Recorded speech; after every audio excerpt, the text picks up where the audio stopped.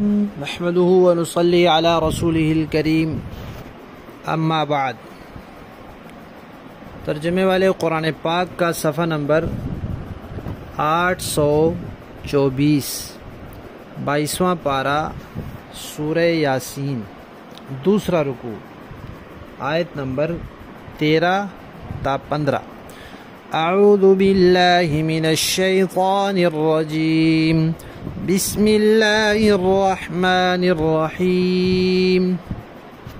واضرب لهم مثلا أصحاب القرية إذ جاءها المرسلون إذ أرسلنا إليهم 2 فكذبوهما فعززنا بثالث فقالوا إنا إليكم مرسلون قالوا ما أنتم إلا بشر مثلنا وما أنزل الرحمن من شيء إن أنتم إلا تكذبون۔ صدق اللہ العظیم۔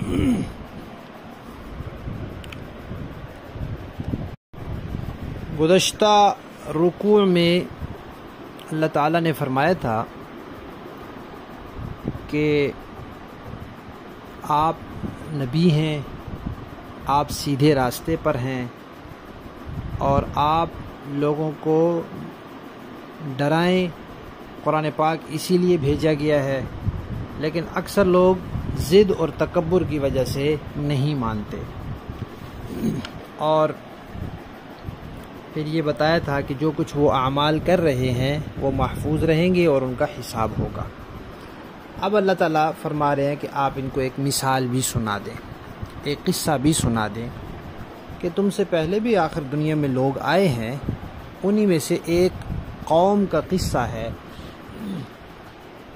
ابھی ایک بات یہاں یاد رکھنے کی ہے کہ قرآن پاک تاریخ کی، جغرافیے کی کتاب نہیں ہے۔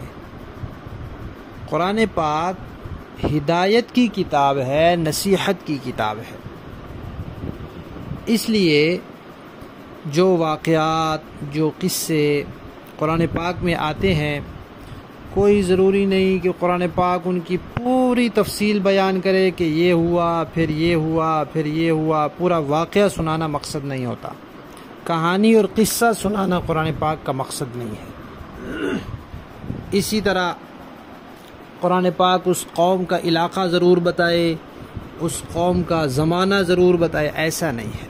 قرآن پاک ہدایت اور نصیحت کی کتاب ہے، تو ان قوموں کے واقعات میں جتنی باتیں نصیحت والی ہوتی ہیں وہ قرآن پاک ذکر کر دیتا ہے، اور باقی باتوں کو قرآن پاک نہیں ذکر کرتا۔ تو یہاں بھی اللہ تعالیٰ نے ایک بستی کا ذکر فرمایا۔ اب وہ بستی دنیا میں کہیں بھی ہو، بہت سے مفسرین نے لکھا ہے کہ وہ انطاکیہ نامی بستی ہے۔ موجودہ جو ملک ہے ترکی، یہ اس کے متصل ہے۔ اب یہ بستی تھی یا نہیں تھی، یہ واقعہ اسی بستی کا ہے یا کسی اور بستی کا ہے، اس سے قرآن پاک کے اس مقصد میں کوئی فرق نہیں پڑتا جس مقصد کے لیے قرآن پاک نے اس کو ذکر کیا ہے۔ پھر یہ واقعہ کس زمانے کا ہے، یہ عیسیٰ علیہ السلام سے پہلے کا ہے یا عیسیٰ علیہ السلام سے بعد کا ہے، اس سے بھی قرآن پاک کے مقصد میں کوئی فرق نہیں پڑتا۔ پھر اس واقعے میں جن شخصیات کا تذکرہ ہے وہ اللہ کے رسول تھے یا پھر عیسیٰ علیہ السلام کے بھیجے ہوئے کوئی قاصد تھے جنہوں نے ان کو اس بستی کی طرف بھیجا تھا، اس سے بھی قرآن پاک کے اس مقصد میں کوئی فرق نہیں پڑتا۔ قرآن پاک ہدایت اور نصیحت کی کتاب ہے، نصیحت برابر اس سے حاصل کی جا سکتی ہے۔ اللہ تعالیٰ فرماتے ہیں کہ آپ ان کو ایک قصہ بتائیں کہ وہاں بھیجے ہوئے کچھ آئے، رسول آئے یا قاصد آئے۔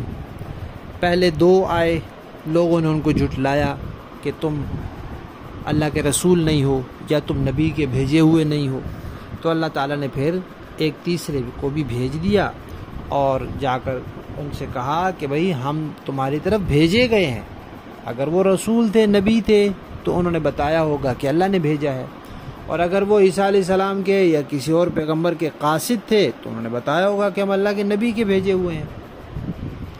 اب اس قوم نے کیا کہا؟ قوم نے کہا کہ تم تو انسان ہو ہمارے جیسے، تمہیں کوئی سرخاب کے پر تو نہیں لگے ہوئے، تمہارے ساتھ کوئی فرشتے نہیں ہیں، تمہیں کوئی اور بظاہر دیکھنے میں کوئی فضیلت حاصل نہیں ہے، تم ہمارے جیسے انسان ہو، تم کیسے اللہ کے رسول ہو سکتے ہو، یا تم کیسے رسول کے قاصد ہو سکتے ہو، تم ہمارے جیسے انسان ہو. تو پہلے زمانے میں بھی قوموں کو یہ غلط فہمی رہی ہے کہ انسان جو ہے وہ اللہ کا نبی نہیں ہو سکتا، اور آج بھی ہمارے ہاں کچھ لوگ ہیں ان کو یہ غلط فہمی ہے، وہ کہتے ہیں جو اللہ کے نبی ہیں وہ انسان اور بشر نہیں ہو سکتے. تو یہ مفسرین کرام نے لکھا ہے کہ یہ غلط فہمی اس وجہ سے پیدا ہوئی کہ لوگوں نے انسان اور بشر کی حقیقت کو نہیں سمجھا کہ انسان کا مقام اور مرتبہ کتنا ہے. تو اللہ تعالیٰ فرماتے ہیں کہ وہ لوگ کہنے لگے کہ تم تو ہمارے جیسے انسان ہو، اور اللہ تعالیٰ نے تو کوئی چیز نازل ہی نہیں کی، تم کہتے ہو یہ کتاب، یہ احکامات اللہ کے بھیجے، اللہ نے تو کچھ بھی نازل نہیں کی، تو یقینی بات ہے کہ تم لوگ جھوٹ بول رہے ہو. نعوذ باللہ، انہوں نے ان کو جھٹلا دیا. لفظی معنی دیکھیں، فرمایا وَضْرِبْ، آپ بیان کیجئے، لہم، ان لوگوں کے لیے، مثلا ایک مثال، ایک قصہ، ایک واقعہ، اصحاب القریہ، قریہ کہتے ہیں بستی کو، ایک بستی والوں کا، اذ، جب، جاءہا، آئے ان کے پاس، المرسلون، بھیجے ہوئے. اللہ کے بھیجے ہوئے تھے تو نبی تھے، رسول تھے، اگر نبی کے بھیجے ہوئے تھے تو قاصد تھے.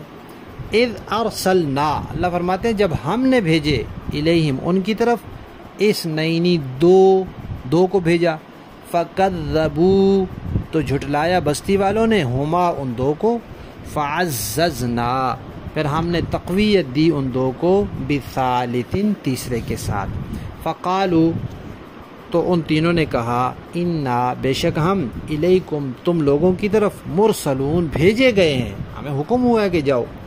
قالوا، بستی والوں نے کہا، ما انتم، نہیں ہو تم، الا بشر، مگر ایک انسان، مثلنا، ہمارے جیسے، وما انزل، اور نہیں اتارا، الرحمن، الرحمن نے، من شیء، کچھ بھی، اللہ نے تو کوئی چیز کبھی نازل ہی نہیں کی.